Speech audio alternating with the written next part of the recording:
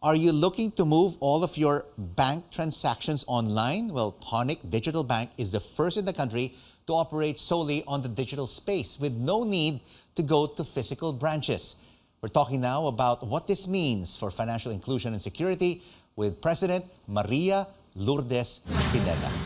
Long, thank you so much for joining us on The Final Word. Why should we put our money in a digital bank like Tonik versus one of the big top banks here in the Philippines, which has physical branches and also digital banking? Okay, when the pandemic came about, Rico, people started to realize that they needed to find a different way of banking where they did not leave the comfort of their homes, the safety of their homes, to be able to transact and do their financial transactions. And we do not, at Tonik, we do not aim to be one of the top five. We positioned ourselves as a retail bank, primarily a bank where people can save and make their money earn more for them. So right now in the Philippines, Tonik has one of the highest interest rates in terms of our deposits. So if you're asking about why people should bank with Tonik, suffice it to say that we've invested a lot in terms of the back-end security of our app, because we want to make sure that our depositors are safe and that they feel secure that their money is going to be safe when it's with Tonik. So Long, how can you offer depositors higher interest rates vis-a-vis the top banks in the country?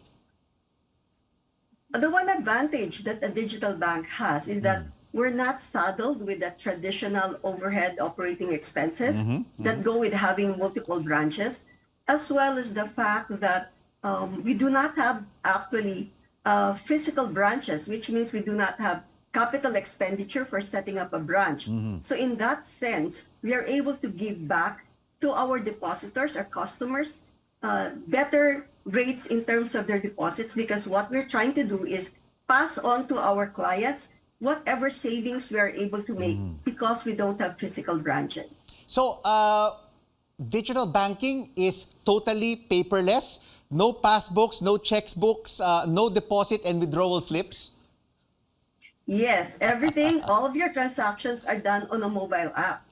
Of course, because we are still, again, a regulated bank, the Bangko Central does mandate that we somehow keep some sort of paper trail of transactions of our customers, but a lot of this actually is kept in the cloud. We have electronic copies of all transactions that are done on our app.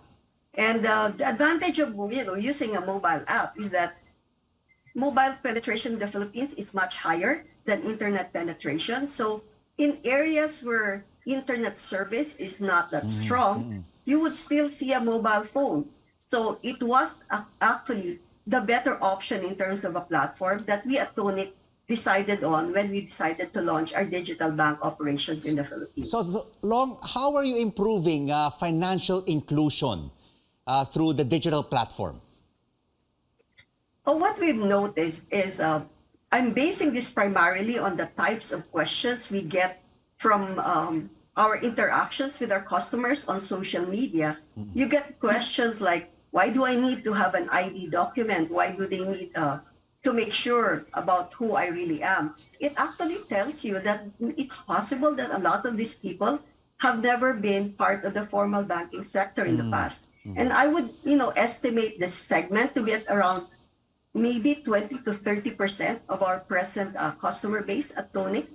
And the one thing that has kept a lot of people from opening bank accounts with traditional banks is the pain points that they have. We know that when you go to a traditional bank to open an account for the first time, you easily would have to queue up for at least an hour or two to be able to open an account.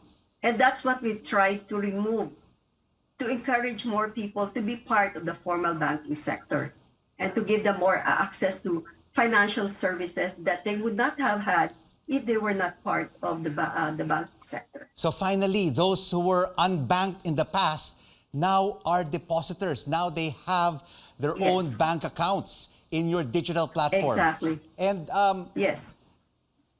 how much clients depositors and deposits have you been able to accumulate since you opened and were given a license? Well, suffice it to say that when we launched commercially in March of 2021, within a period of 1 month, we were able to mobilize 1 billion pesos in deposits. And as of the end of July of this year, we're already at 8.5 billion in terms of deposits. So I think that is already proof that people do trust a digital bank. They trust a digital bank, particularly if the bank is able to demonstrate to them that they are safeguarding the funds of the customers and that the customer's personal data is also safeguarded as well. Well, thank you so much for explaining to us the digital platform in the banking system here in the Philippines. Tonik Digital Bank President Maria Lourdes Pineda.